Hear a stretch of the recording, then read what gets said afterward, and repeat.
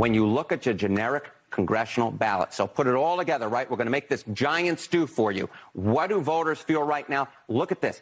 On the generic congressional ballot, we're just looking at the best Republican positions dating all the way back since 1938. This is the best, I repeat, the best Republican position on the generic congressional ballot, basically of all time.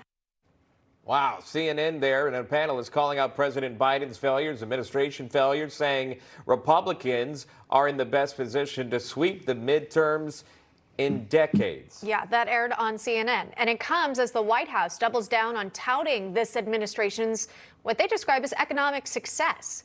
Joining us now to discuss, Republican strategist Erin Perrine. Also with us, trial attorney Vic Bajaj. Great to see our panelists today. Erin, I'll just get your top line thoughts. When you hear that clip on CNN, does it accurately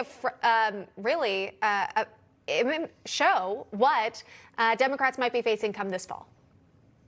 It's a nice little look at the tip of the iceberg there, right? Just the part above the waterline. We saw last night in Texas a seat get flipped from Democrat to Republican on the border in the Del Rio sector down there, or RGV, I'm sorry. When you look at what is happening here, you are seeing Republicans continuing to gain ground on the generic ballot and a strong rebuke of Joe Biden and his policies. To hear it on CNN is somewhat refreshing. You hear how they want to try to shake things up and get back into the real news. Well, the real news and the facts are Joe Biden's underwater on approval, especially on the economy, on inflation, on the border, across the board.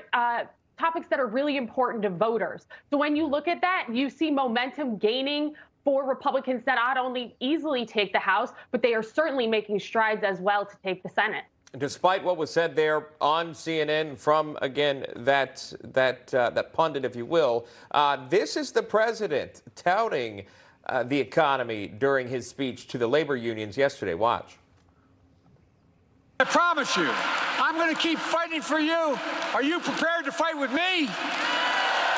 Well, let's build it together.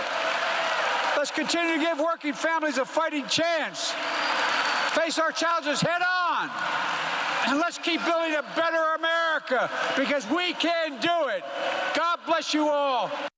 An energized Biden there drumming up the crowd, but to note as well, in that same speech, Vic, he touted that Americans have more money saved, that they're doing well in terms of money. Then you have gas prices staring you in the face here. It is a stark contrast.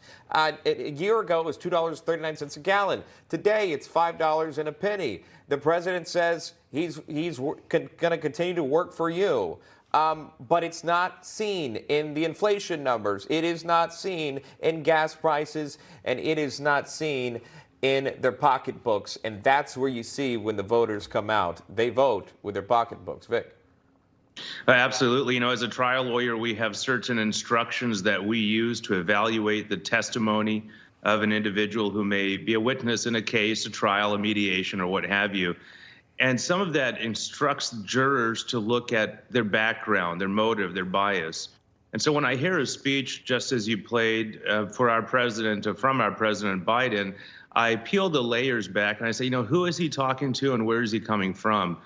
Now, I want to know where those rich Americans are that are lining their pockets with conceivably lots of money that most of us aren't seeing or feeling or experiencing, and that's the uber wealthy. And I think this is the disconnect. When Biden puts on speeches like this, it becomes eerily clear that he is talking to the millionaire and multimillionaire class, while people leaving that very speech are going to have a heart attack when they find out their gas may be upwards of $7 plus per gallon. That's what we're looking at here in California. The reality is clearly stratified. He's speaking to a different audience.